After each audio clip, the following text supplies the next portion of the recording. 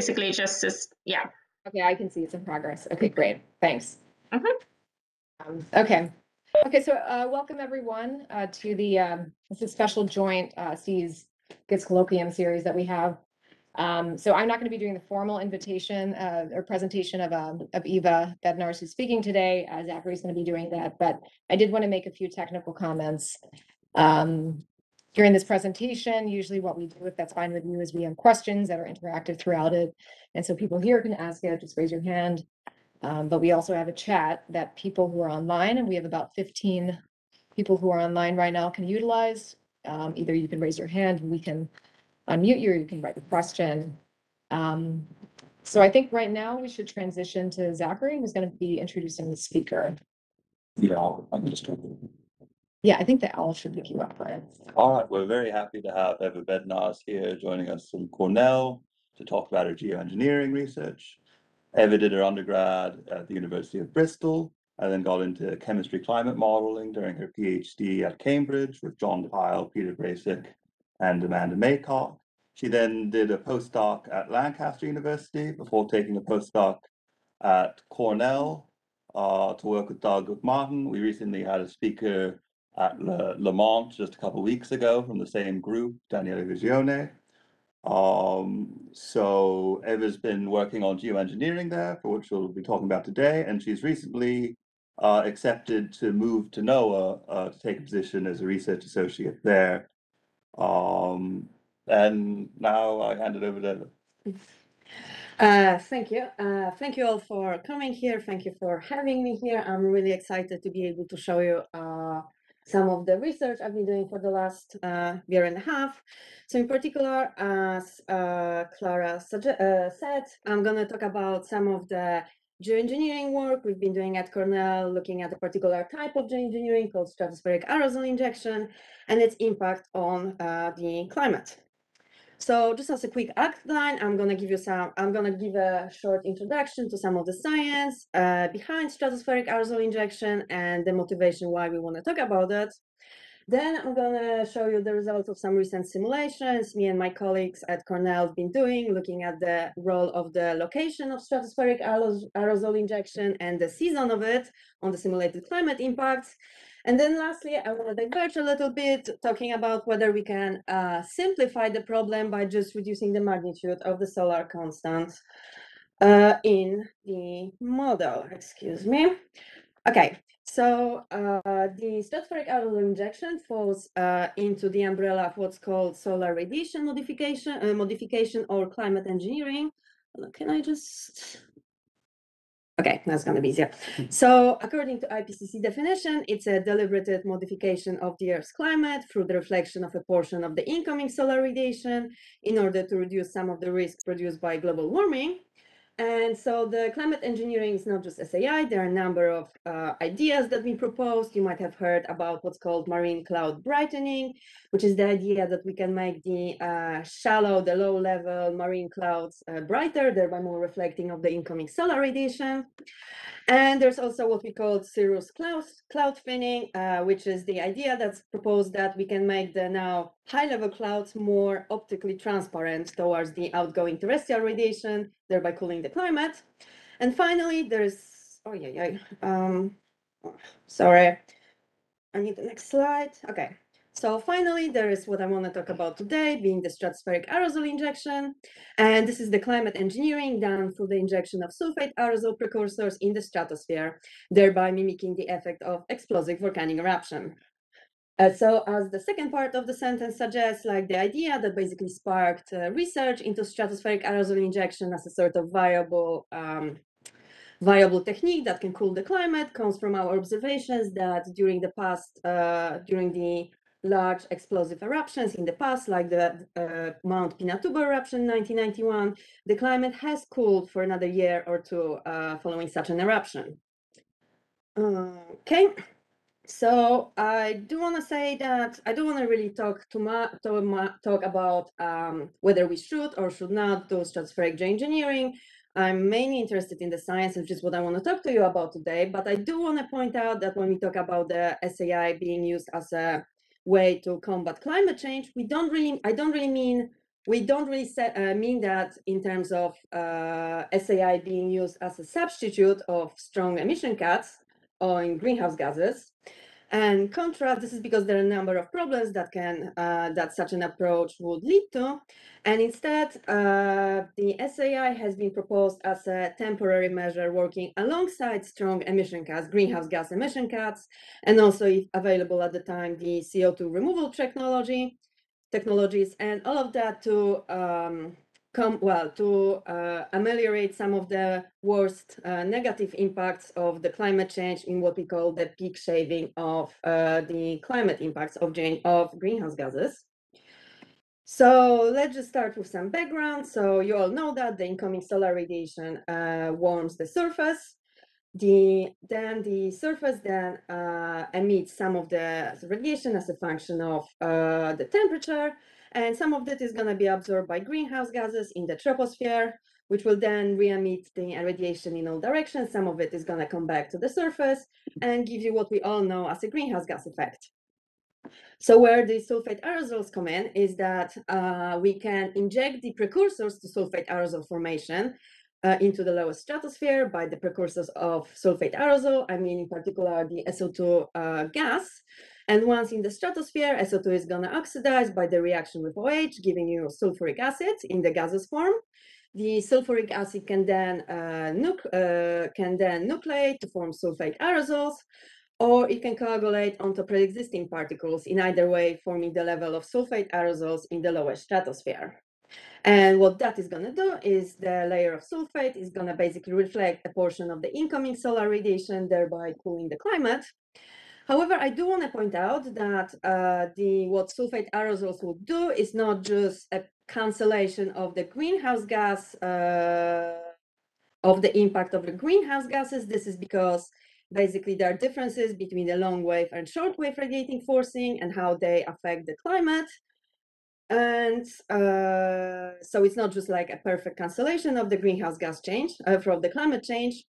And another thing I want to point out is that once in the stratosphere, sulfate aerosols are also going to absorb some of the outgoing solar radiation and some of the incoming solar radiation. This will lead to warming in the tropical lowest stratosphere.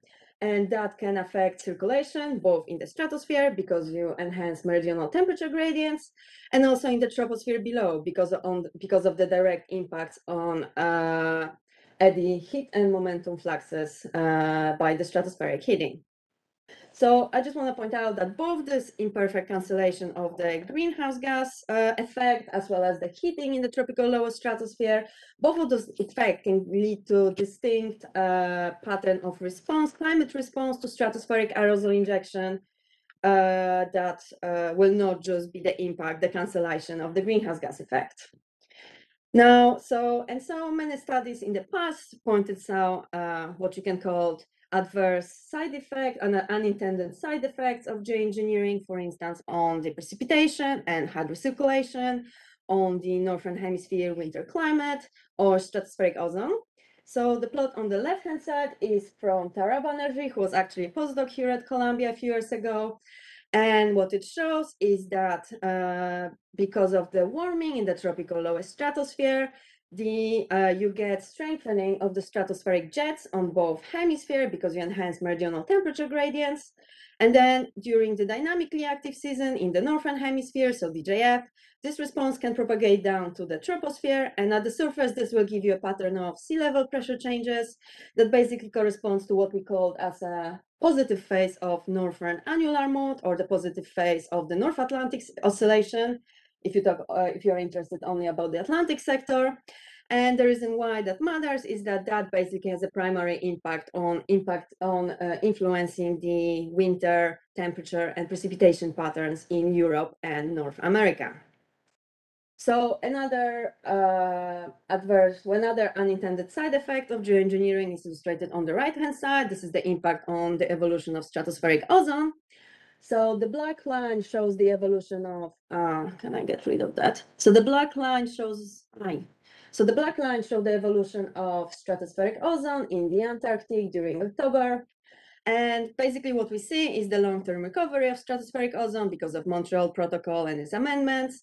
And then The blue line shows what happens if under a particular geoengineering strategy or simulations, we see a substantial reduction of stratospheric ozone in the Antarctic. This is because once in the stratosphere, sulfate particles can basically provide active surfaces on which heterogeneous halogen reactions can occur. That's going to activate halogens from the reservoir forms into more active ozone destroying forms, and especially in the Antarctic, this can lead to catalytic ozone depletion that would basically hinder the that basically modulate the long-term recovery of stratospheric ozone. Okay, so these are some of the unintended side effects. What I do want to point out that both of those studies used only a single, usually high-end greenhouse gas scenario. In this case, it was the RCP 8.5 scenario. And this basically requires the large amount of stratospheric aerosol injection in order to offset the otherwise strong warming from greenhouse gases. And so far, there hasn't really been much work done on how does the atmospheric response depend on the magnitude of stratospheric aerosol injection. This is really annoying, but like, okay, sorry for that. Okay, next slide. Okay, another thing I want to point out is that most of the previous studies included injecting stratospheric aerosols only in a particular single region or a particular set of injection latitudes, and they were doing that year round. However, there hasn't really been, what we still don't understand is how does the location of stratospheric aerosol injection really impacts the simulated climate response. There has been a little bit of work being done on this respect, and in particular, here are the simulated changes in precipitation into geoengineering experiments. One on the left-hand side that injects sulfate aerosol precursors at 4 locations, 4 latitudes in the tropics, so 30 degrees south, 15 degrees south, and the same for the northern hemisphere. And on the right-hand side, we've got a similar experiment, but where the aerosols are only injected at the equator. And I do want to point out that both of those simulations achieve the same level of global mean cooling. And despite that, we see significant differences in the simulated precipitation responses, both in terms of the magnitude of the changes, but also in some regions, like for instance, the Indian Peninsula, we actually see differences in the sign of the response. And so this is like some of the work that's been done on that, but really, despite those initial evidence that the location of SAI will matter, there really hasn't been an extensive or systematic assessment of how does the latitude of stratospheric aerosol injection impact the simulated climate response. So this is brings me to some of the work me and my colleagues have been doing to address this. So let's start with some sensitivity simulations with CSM2 model. So if you are unfamiliar, it's basically a high-top Earth system model from NCAR, developed by NCAR. It basically has interactive aerosols, interactive stratospheric chemistry, as well as coupled ocean. And I'm gonna use the results of 5 sensitivity experiments where sulfate aerosol precursors are injected only at a single latitude in the lowest stratosphere at either 30 degrees south, 15 degrees south, equator, 15 degrees north, or 30 degrees north. And the magnitude of the injection is constant. It's 12 teragram of SO2 per year. The injection being fixed, occurring all the way from 2035 to 2069. And the background greenhouse gas scenario is the more moderate SSP2 4.5 scenario. So the plot here shows the simulated distribution of sulfate aerosols in all 5 experiments. And as expected, we see considerable levels of sulfate aerosols in the lowest stratosphere. The response maximizes near the injection location, so no surprises in here. And also, you can notice that if you only inject in one hemisphere, the aerosols tend to stay in the hemisphere of injection with very little crossover to the other hemisphere. How many members do you have? It's 2 members, and I'm looking at the last 20 years. 2 members per panel. 2 members per panel, and I'm looking at the last 20 years of the simulation, so that's like 40 years minus present day. which is the best we could do with the current computational computing constraints. So here we've got some simulated changes on the atmospheric temperature. So it's like the second part of the 20s. Well, it's the last 20 years, so 2050 to 2069 compared to present day. And in the troposphere, we find that the cooling generally happens in the hemisphere of injection. In the other hemisphere, there's still a little bit of warming happening because the impact of greenhouse gases is not cancelled. And then in the lowest stratosphere, we see that all of the experiments give you a warming in the lowest stratosphere that in all cases maximizes in the tropical lowest stratosphere. However, there are differences in how far poleward this lower stratospheric heating extends. Okay, so let's start with some direct tropospheric impacts. So on the left-hand side, we've got changes in the position of edges of the Hadley cell, both in the southern hemisphere and the northern hemisphere, changes in the position of eddy-driven jets, again on both hemispheres, and changes in the position of intertropical convergence zone.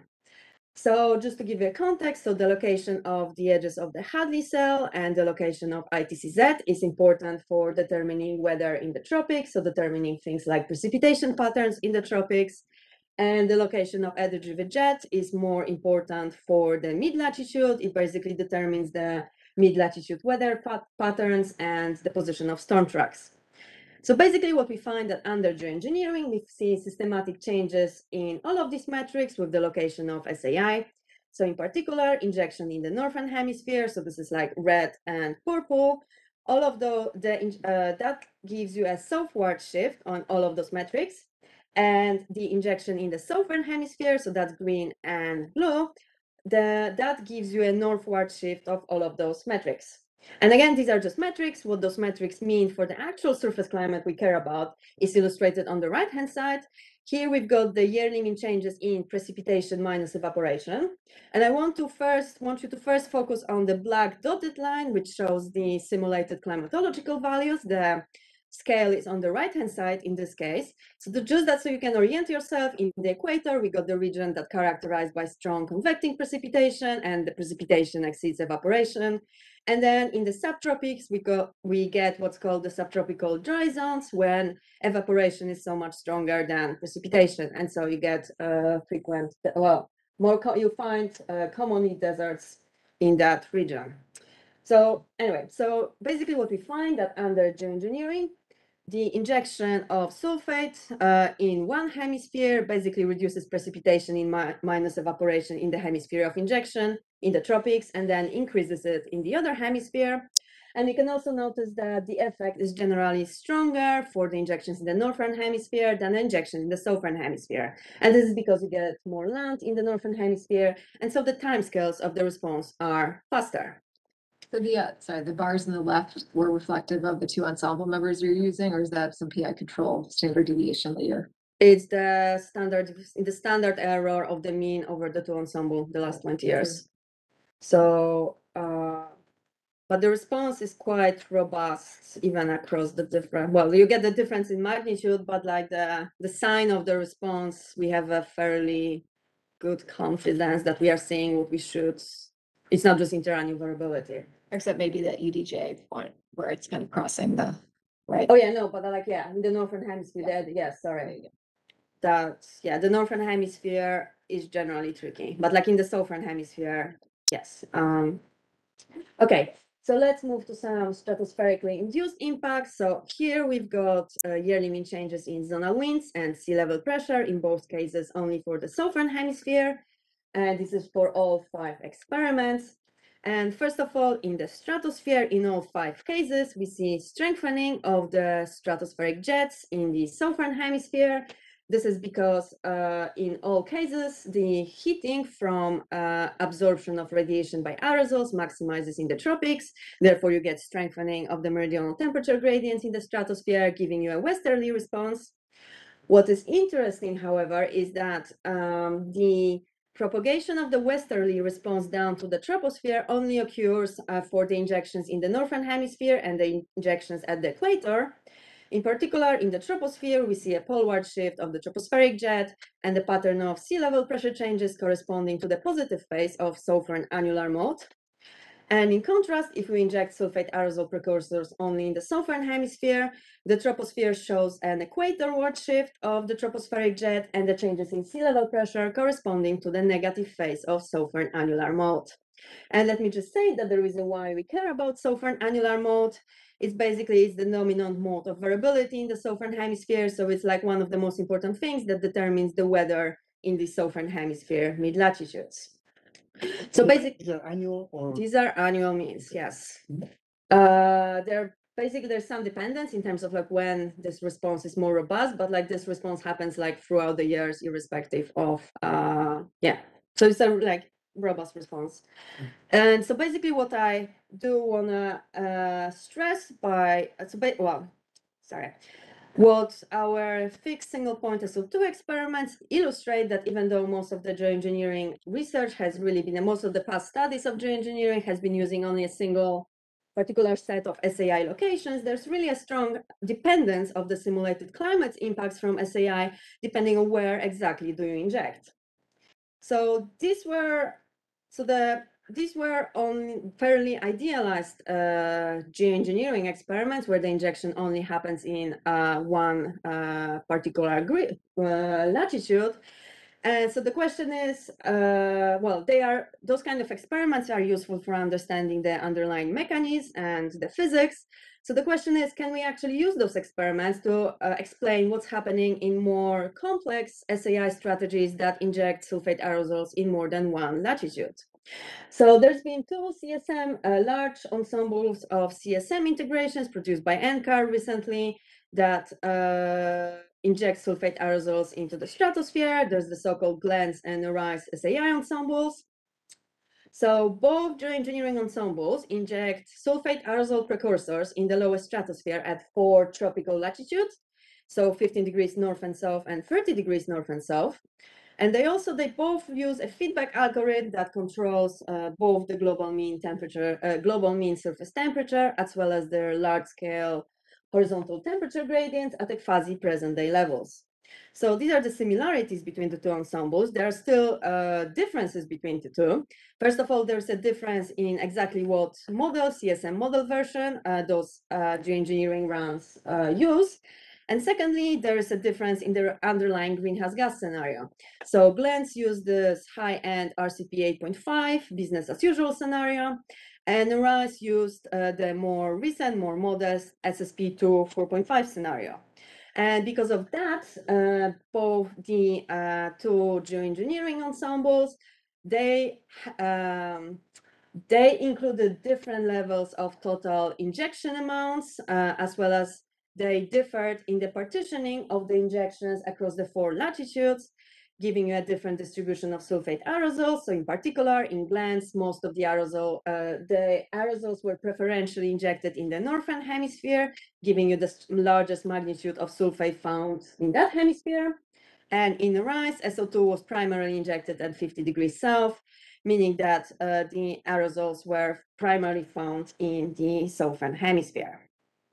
Okay, so let's look at our changes in the southern hemisphere zonal winds and sea level pressure.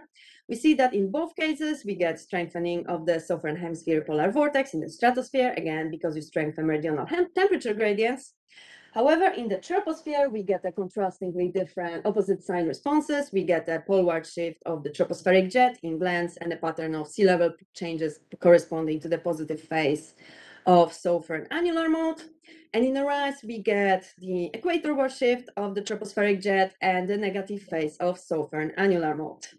And we see that those results are basically consistent with the results of our single point SO2 experiment. So in GLENS, where most of the aerosols were found in the northern hemisphere, the results agree with the results of single point SO2 experiments occurring in the northern hemisphere.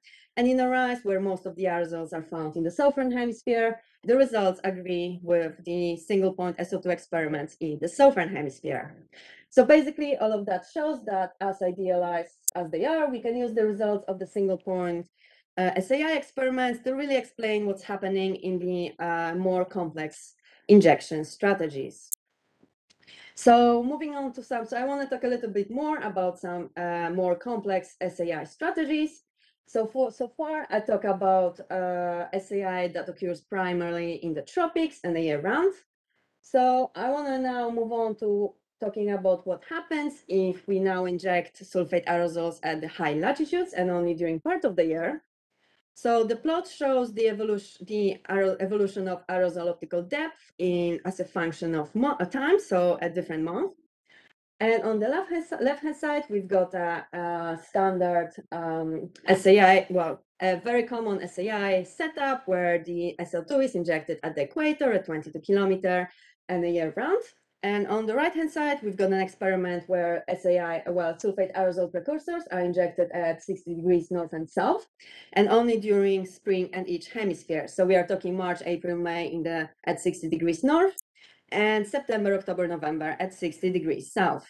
And just to say that the aerosols are also, because the tropopause is lower in the high latitudes, we also inject the sulfate aerosols at somewhat lower altitudes. So moving on to, when we look at the AOD plot, we found that for the equatorial strategy, no surprises, we got the changes in AOD that maximizes around the equator in the tropics year round. And for the polar strategy, we see that the AOD injection happens in spring, but then the AOD maximizes at the mid and high latitudes during summer at each hemisphere. And this is because this actually makes it particularly efficient in terms of achieving global mean surface cooling. So our PhD student, Walker Lee, had a nice paper a year ago, I think, that demonstrated that. And then the AOD maximizes in summer, and then it decreases in autumn as the aerosols are fairly rapidly removed out of the stratosphere. And I do want to say that both of the strategies, the magnitude of the injections has been adjusted so that both of the strategies achieve the same level of global mean cooling. Sorry, I keep want to change the slide, but sorry. You can move it to a different window, different screen. Which one? What can I move to the different screen? Sorry. Well, I do minimize it, but then when I'm trying to swap the sign, it basically opens this panel. To move to Okay. Anyway, so here are the simulated changes in atmospheric temperatures. As expected, we see large differences in the two strategies. So first, in the troposphere, the equatorial strategy on the left-hand side cools the troposphere preferentially in the tropics, and then a little bit in the northern hemisphere mid-latitudes. And then the polar strategy, the cooling happens preferentially in the mid and high latitudes. And then if you go to the lowest stratosphere, we also see very large differences. So the equatorial strategy gives you this very strong warming in the relatively strong warming in the tropical lowest stratosphere that is also generally located primarily in the tropics. And if you move to the polar strategies, first, the magnitude of this warming is much reduced. And also you can notice that the response is much more horizontally uniform. The warming extends also to the mid and high latitudes. Sorry. Oh, yeah. Okay. Doesn't work. Sorry for that. Okay, so the differences in the temperatures in the lowest stratosphere, they have a big impact on the simulated changes in stratospheric water vapor. This is because the changes in temperature of the cold point tropopause basically directly controls how much water vapor can enter the stratosphere by the so-called freeze drying. And what we find that there are large differences in the concentration of stratospheric water vapor in the stratospheric water vapor. So in the equatorial strategy, we got large differences of up to 50–60% in the lowest stratosphere, and the values are much reduced for the polar strategy. We got values of like 10–20% top. And the reason why that matters is that in the lowest stratosphere, water vapor is a greenhouse gas. And so any changes in increases in water vapor basically act to offset some of this direct surface cooling that is achieved by reflection of the incoming solar radiation by stratospheric aerosol. And it's basically a factor that needs to be considered when people talk about how effective a particular strategy is for achieving global mean surface cooling. For the equatorial one, do you have to be careful about the QBO? Or Yes, it doesn't really matter? equatorial one destroys QBO. The different varies depending on the model, but like in CSM, you basically shut down QBO. You basically So what did you do here? You shut it down. like The it becomes a response. permanent westerly.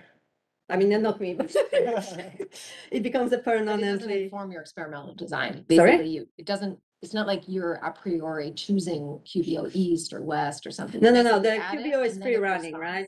And Then it it just responds. yeah, the response is making the QBO, locking QBO in a permanent westerly phase. Yeah. So it's one of the the equatorial strategy we can talk about later, but the equatorial strategy is by far not what we should be even considering, but it's something that's been so commonly used in the past in the literature that I thought I'm gonna use it here to sort of illustrate as a sort of how much the location of the injection matters. Okay, so here we've got the simulated changes in the precipitation. So first, you notice that there's a belt of decreasing precipitation around 5 degrees north and a belt of increasing precipitation about 5 degrees north. And this is the case in both of the strategies and basically corresponds to the southward shift of the ITCZ in both experiments. What you also notice that in the equatorial setup, there are all regions regions that are normally characterized by strong convective precipitation, that the precipitation actually is reduced as the result of geoengineering at the equator. So I'm talking about Central Africa or the Southeast Asia. And what happens here is that you basically weaken the tropospheric mean circulation. So this is just the simulated changes in stream function, zonal mean stream function. So the contours show the climatological stream function, and the shading corresponds to changes under geoengineering. So basically, the positive values indicate clockwise motion, the negative values indicate anti-clockwise motion. So basically, what we see for the equatorial case, that the climatological positive values in the climatology become more negative, and the negative values in the climatology become more positive. And that basically corresponds to the weakening of the intensity of the zonal mean circulation. And what you see, if you compare that with the polar strategy, you see that both the changes in the precipitation that I pointed out, as well as the weakening of the intensity of Hadley circulation, is much reduced. And this is for two reasons. First of all, because of the differences in the horizontal distribution of cooling. I told you before that the cooling happens preferentially in the tropics in the equatorial strategy, and in the polar, it happens in mid and high latitudes. And also there is the further impact from the lower stratospheric heating. So as you basically hit lower stratosphere, you increase static stability in the troposphere. That's gonna basically suppress vertical motion in the troposphere and give you a reduction in precipitation that is driven by this direct influence of troposphere down to on the troposphere. And this effect is again much stronger for the equatorial case than the polar strategy. Okay, so let me just say that it's not just the zonal mean circulation, so the Hadley circulation that is weakened under the equatorial SAI, but also the meridional Walker circulation. So here we've got at the bottom similar stream function, but for the meridional component, so from 100 degrees west to 180 degrees west to 180 degrees east. And we see a similar story. So the impact of geoengineering on the stream function is much stronger for the equatorial injection. So the positive values become more negative, the negative values become more positive. And this effect is much reduced for the polar strategies. Okay, so let's move up again to the stratosphere. So here we got a similar changes in zonal winds, as I talked before. This is DJF, and at the bottom we've got associated changes in sea level pressure in the northern hemisphere. So first, in the equatorial strategy, we see that, as I told you before, of the study from Tara Banerjee, we got the heating from aerosol absorption in the tropical lower stratosphere that gives you a considerable strengthening of the stratospheric jets on both hemispheres. The stratospheric westerly response propagate down to the surface, to the troposphere, and during DJF, so the dynamically active season in the northern hemisphere, that gives you this pattern of sea level pressure changes that correspond to positive NAM or positive NAO. And as I noted before, this is a response that's been frequently pointed out in the literature in the past as a sort of unavoidable side effect of using of geoengineering using optically absorbing aerosols. Now, if we move to the polar strategies, we find that this response is actually not reproduced. In particular, we see very little changes occurring to the stratospheric jets. And at the surface in the northern hemisphere, we got pattern of changes in sea level pressure corresponding to the negative phase of North Atlantic oscillation.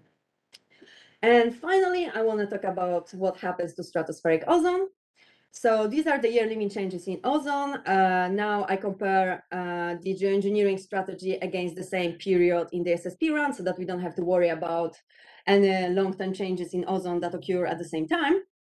And so first of all, in the tropical lower stratosphere, our equatorial strategy gives you an increase in ozone in the lower stratosphere. This is again because we increase static stability of the troposphere. That's gonna reduce upwelling in the troposphere, and basically you bring less ozone poor air from the troposphere to the lower stratosphere, and this gives you a increase in stratospheric ozone in the tropics in the lower stratosphere. And we see if we move to the polar strategy, this effect is much reduced, again, because the lower stratospheric heating is weaker. And so you don't really change upwelling in the troposphere that much. Okay, so now in the mid and upper stratosphere, you also noted that there are lots of ozone anomalies in the equatorial case. These are primarily also driven by the circulation changes with some coupling due to chemistry acting on top of them. And we see that in the polar strategy, this basically goes away as the changes in stratospheric circulation induced by geoengineering are much smaller. So this is all good news, I guess. However, if we go to the Antarctic stratosphere, lowest stratosphere, we see that in both cases, the geoengineering reduces ozone in the Antarctic lowest stratosphere. This is, as I told you before, because if you inject aerosols, you provide active surfaces on which heterogeneous halogen reactions can happen. And this effect is particularly effective at destroying ozone in the Antarctic lowest stratosphere. And this effect is present for the equatorial strategy, but also like once you move to the polar strategy, it becomes to some extent, unsurprisingly, even more pronounced.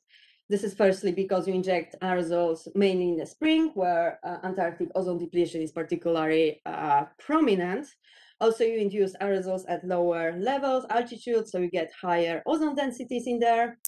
And also, I didn't talk about it, but basically the size of the resulting aerosols, you inject SO2 gas, but the size of the resulting aerosols is much smaller because the lifetime of aerosols is smaller. Are you changing the CFCs in these integrations? I mean, there's a normal SSP standard. Oh, it's a scenario standard. Yeah, so it's a standard CMIP6 SSP2 simulation. Yeah. But for this plot, I'm actually comparing the same period so that any changes in the long term Right, also. right. But like, yes, you're right. What years are you looking at in the 2050 to 2069. But yes, Yeah. like the response, this impact is going to be strongly dependent where we're looking at the present day, if there was or if you are looking at the second part of the 21st century. Okay, so that was the impact of SAI, the role of the impact of SAI on, dependence of the impact, the climate impacts from SAI on the latitude of injection. I don't have time to talk about it, but I do want to point out that obviously the climate impacts from stratospheric aerosol injection would not only depend on the location and season of injection, so when and where do we inject, but they will also impact on how much do we inject. And our group has been doing also some simulations, injecting different amounts of sulfate aerosols, precursors, given a particular location of injection, and seeing how much impact, how different is the response given how much global mean cooling do you achieve. Okay, but that was just an aside. So I talk about the role of the location and season of SAI. I do want to slightly diverge in talking about SAI, but whether we can actually whether we can simplify the problem by reducing the magnitude of the solar constant in the model. So as you are probably as you might be aware, or that should not be surprising, that adequately simulating the impact of stratospheric aerosol injection on the Earth system is computationally expensive. It requires a detailed simulation of aerosol microphysics and its complex coupling with radiation, chemistry, dynamics, and also interactive ocean, and all of that adds up to being very computationally expensive. So in the past, some studies tended to simplify this problem by barely reducing the value of the solar constant in the model. And by doing so, they were basically assuming that such an approach is a reasonable analog for climate impacts from stratospheric aerosol injection. And what I just want to talk about is whether this is actually a good assumption. So the plot on the left-hand side shows yearly mean changes in short wavelength heating rates and temperatures in a standard SAI simulation. So we get SO2 being ejecting in the equator in the lowest stratosphere. And we see increases in temperatures in the lowest stratosphere and increasing in short wavelength heating rates. This is because of the absorption of solar and terrestrial radiation by sulfate aerosols with some backscattering of solar radiation. And if we now compare to what happens if we reduce the magnitude of the solar constant. So in the troposphere, you see that both simulations, so cooling in the troposphere, that is fairly similar in terms of the magnitude. So that basically suggesting that, yes, the reduction of the solar constant is fairly reasonable approximation of this direct radiative impacts on tropospheric temperatures. Now, if we go to the stratosphere, however, we find that we get a small cooling in the mid and upper stratosphere because of the reduction in the absorption of shortwave radiation by stratospheric ozone.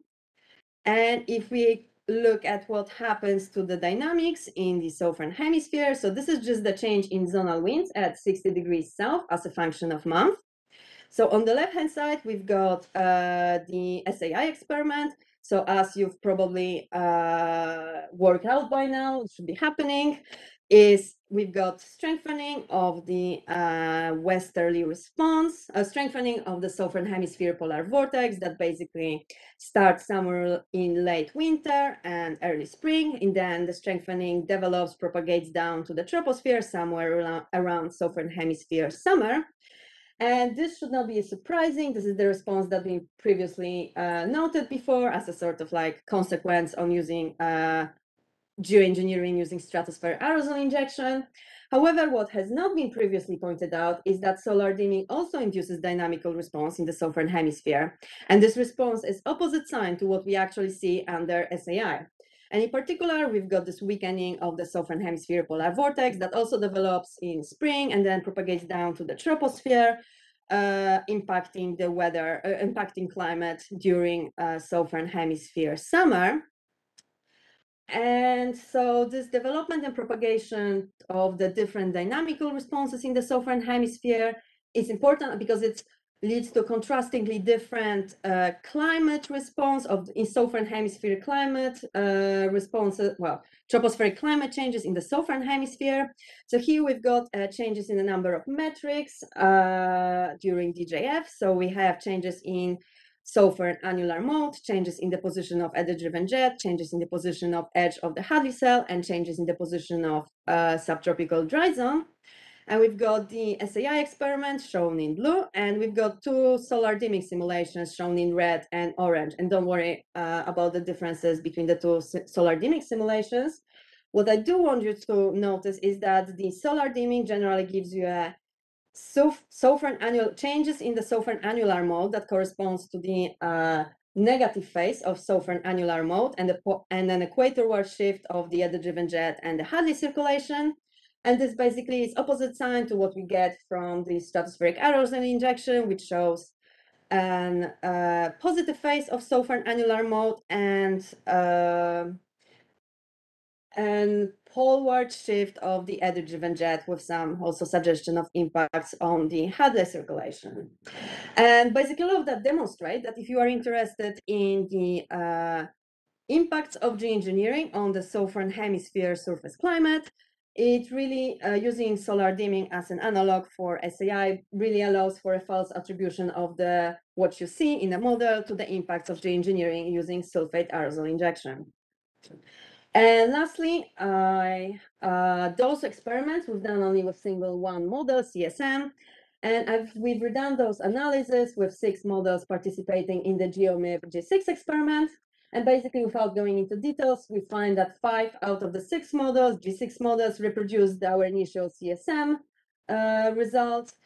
which basically supports the conclusion that yes, dynamical response to solar dimming can be an important driver of the changes in the southern hemisphere surface climate occurring during part of the year. Okay, so how am I doing? Yes. So I talked about geoengineering using stratospheric aerosol injection and how that alters stratospheric and tropospheric temperatures. I've also talked about the implication of stratospheric ozone, water vapor, and the large-scale atmospheric circulation and ultimately how these impact surface temperature and precipitation patterns. And I hope I managed to convince you that the response to SAI is strongly dependent on the location of season of SAI. And what I didn't have time to talk about, also the magnitude of stratospheric aerosol injection. And there are still lots of things that we don't know. The science behind SAI is still at its early stages. And really more research is needed to understand the atmospheric and climate response to SAI, its dependence on SAI strategy. So where and when do you inject and scenarios, so how much you inject. This would then be able to start the conversation about understanding the trade-off in the climate response, and also like if SAI was to be taken seriously, trying to design a more optimum SAI strategy that maximizes the benefits and minimizes the risks associated with SAI. And what I didn't talk about after I did digress after the question, but you can, there are large intermodal differences in the climate responses to stratospheric aerosol injection, and these really need to be understood and addressed in order for any meaningful progress towards SAI research to be done. And finally, I just want to say that if you are one more time, that if we are interested in the changes in the climate in the southern hemisphere, we can just reduce the magnitude of the solar constant as an analog for climate impacts of solar geoengineering using stratospheric aerosol injection. And I thank you very much for your attention. I'm happy to take questions. Sorry. That's a lot of stuff. Okay. It's great. Great, thank you. Do we have any questions in the room?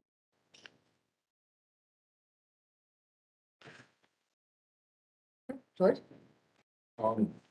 So in the results that you showed us, the amount that's injected in the tropical and the polar case is the Yes. same, or is it some sort of per unit area or? The amount is different, but they are basically achieve the same level of global mean cooling. So the magnitudes have been adjusted so that you get the same, like if you look at the global mean temperature changes, you get the same kind of decrease in temperatures, which actually, like if you look at the total injection rates, are actually very similar between the two injection strategies, mainly because both of those strategies are not ideal for different reasons. So the equatorial strategy, you basically lock all the aerosols in the tropical pipe, and that's not very effective for achieving global mean cooling. Also, aerosols grow to larger sizes, which are also less effective in reflecting solar radiation, and which requires for large amount of SAI. And in the polar regions, your lifetime of aerosols is reduced. So you need to keep injecting more to achieve the same kind of level of global mean cooling. Does that answer your question? Sorry. So you're running different amounts and then you use cases where the temperature changes the same. We are basically not trying, we use like the simulations use like a feedback algorithm. So basically there's an online control in the model that basically in January each year looks at what the temperature changes in the model were the year before and adjust the injection rates so that to actually keep the temperature changes at the quasi present day level. Do we have any questions online? There's one, sorry. There's, yes. I don't know if you have one on. No, Oh, okay. So, okay, one way to look at the impacts is the climate system, obviously. Another, The climate what? Sorry, I didn't hear. One way of studying impacts from atmospheric geoengineering is the climate. Yes. Another way of looking at impacts is food, Yes. agriculture. And that's what we're trying to figure out. And I guess this is more of a comment than a question, but messing with the atmosphere is intimately related to food production. And while we only have preliminary results yet, we're running crop models out of the ACMIP community. I don't know if you're familiar with that activity. They're also working closely with the geomorph folks. And what it creates is kind of like a paradise for crops. You lower the temperature, so you have less of the adverse impacts from climate change. You might mess with the precipitation pattern, but you keep the CO2 levels high. Right? That's the whole intent of geoengineering. And CO2 is very beneficial for crop growth.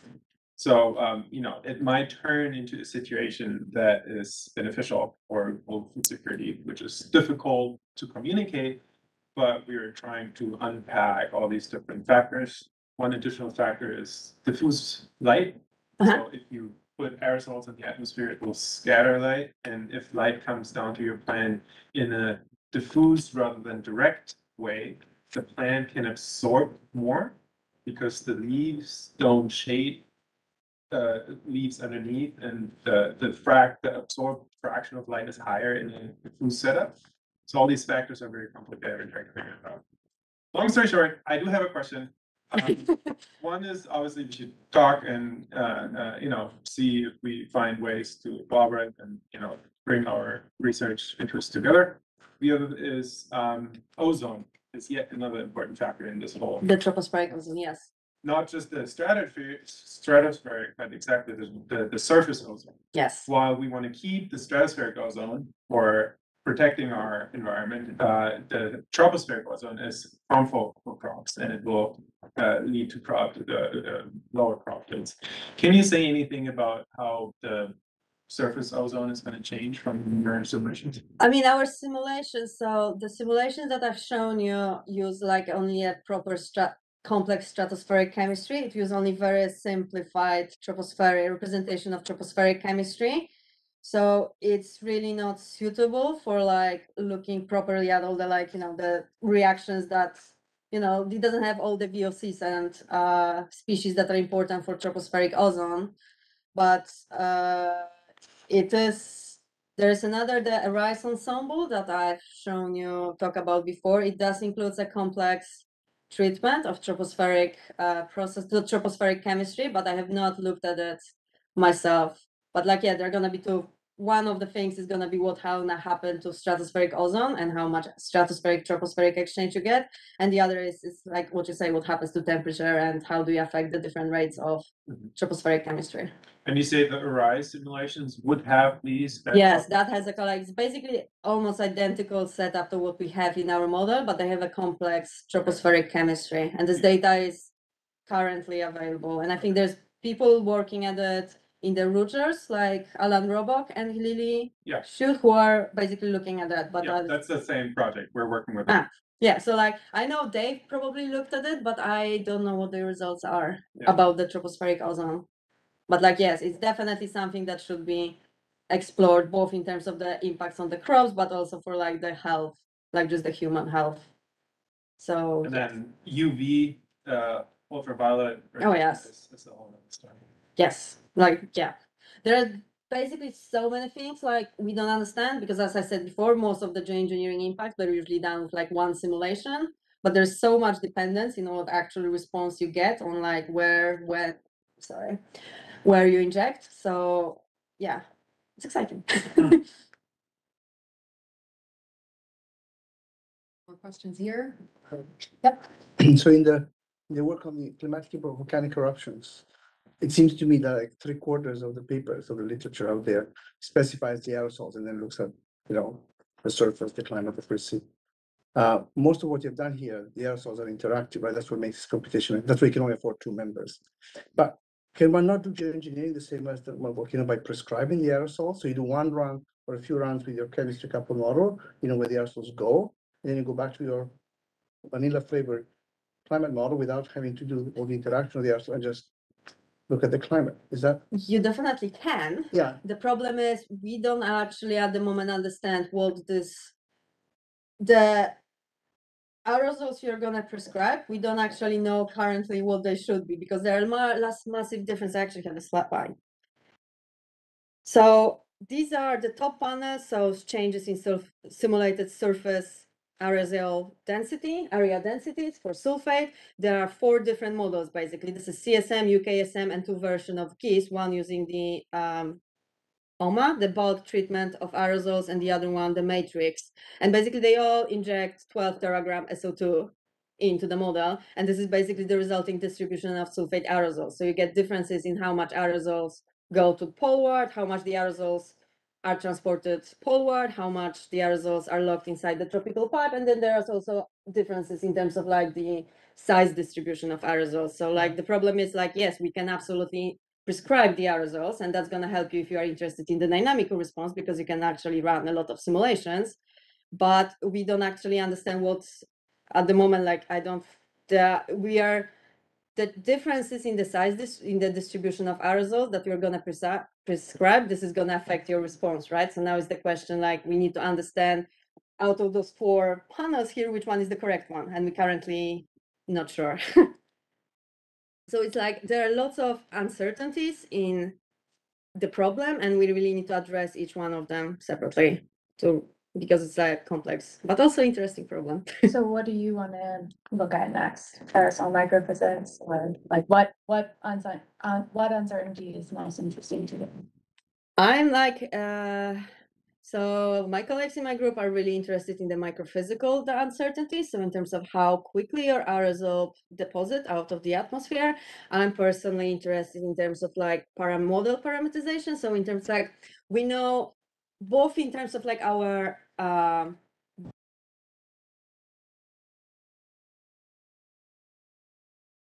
much, the Brewer Dobson do we have? But currently they're like, the models differ so much in terms of like background climatology, background Brewer Dobson circulation. So I'm like interested, I've actually started doing some work in terms of like, if we can, there's so many parameters in the model in terms of like gravity wave parameterization, both in the tropics, high latitude, that affect your present day climatology, and how those basically uncertainties in those processes affect the simulated response. Because basically you get all of those we need, like, there are so many, once from the injection of sulfate aerosols to the resulting climate response, there's so many different uncertainties at all the different steps. Again, from like how much for SO2, how much you're gonna get sulfate aerosols, then where this sulfate is gonna go, and how much eventually what impact this will have. So we really need to start addressing the individual bits separately, rather than just making those really complex experiments, which are cool for like addressing impacts, but then you get 6 models, and 6 models give you 6 different answers, and that's helpful for impacts, but like less helpful for thinking like, okay, but which model is correct? The GISS model.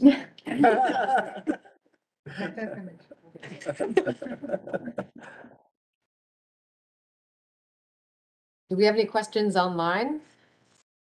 You can just indicate in the chat.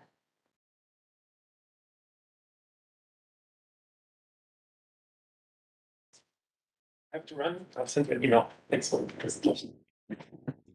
Can't see anybody indicating anything in the chat. I guess I just have one. So I missed the mechanism explaining the different SAM response to the northern versus southern. Yeah, I forgot that. Yeah. So I mean, you said maybe it's connected to the Hadley cell and all things like that, but so what do you have a better sense of? So well, first of all, we can't say for sure, because all of those simulations are coupled, like, it's really like we need idealized experiments to say for 100%. What we think is the poleward extent of heating in the lowest stratosphere, how far poleward this affects the eddy heated momentum fluxes down in the troposphere below differently. So, like, there are some old studies from like Joe Hay and Isla Simpson that prescribe heating either in the tropical low stratosphere or in the high latitude, and they basically get contrastingly different impacts on eddy-driven jets and Hadley cell. So we are kind of thinking that how farther poleward the lower stratospheric heating extent, that's going to play a role in what basically happens at the troposphere. But like, again, we need idealized experiments so that you can actually say for sure. Or maybe in the interim, you can just do some correlation, right? just to see if there's anything that comes out of that. But there is correlation, but the problem with correlation is that things are just consistent, right? So you get changes. Obviously, I'm just saying prior to doing the experiments, you could just see if there's any kind of relationship that you're seeing.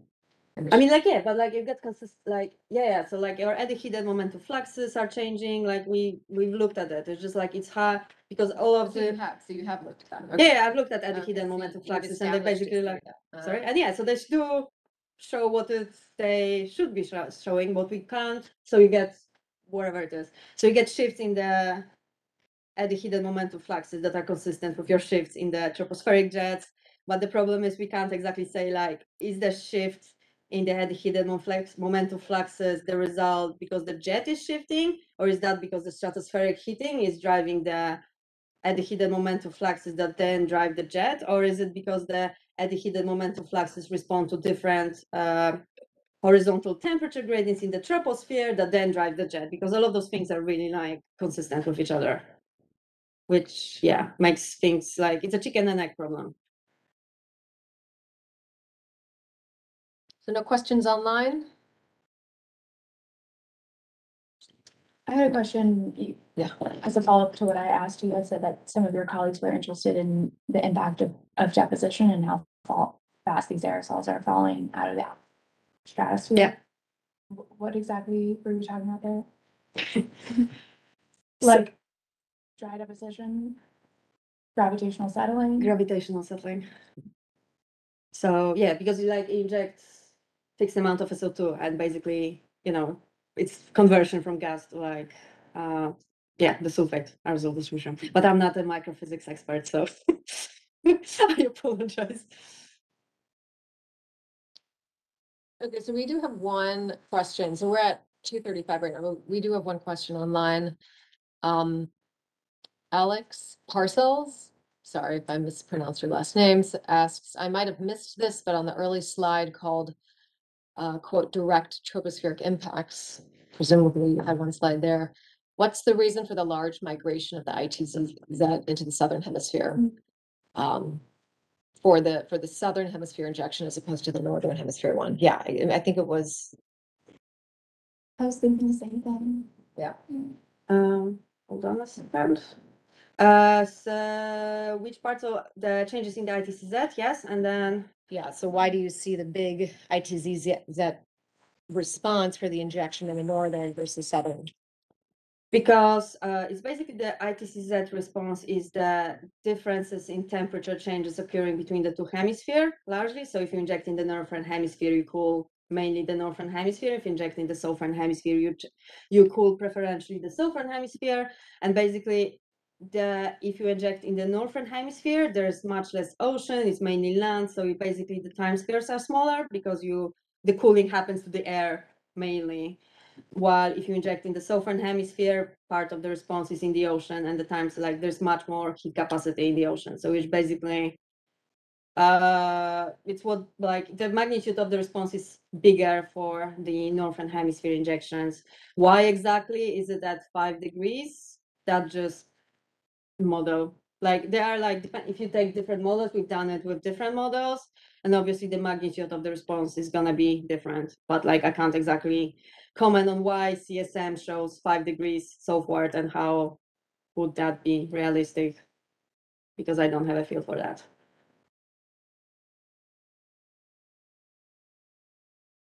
Great, thank you. So I think we can probably wrap this up. Thank you so much for the talk.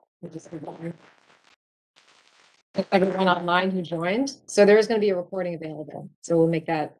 We're going to upload that in about a week or two. Thanks, everyone. Oh, I it's some additional rounds. Oh, We'll see. May just-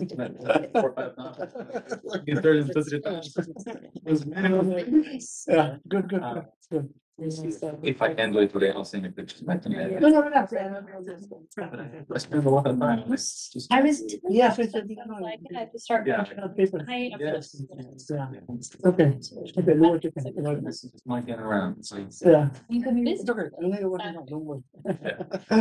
I like never wear business clothes. So. You know what? You're shenanigans. Well, Yes, sorry. Yeah. Well, you know, we keep pushing on her and she just says, oh, it's upset. And you don't. So your meeting.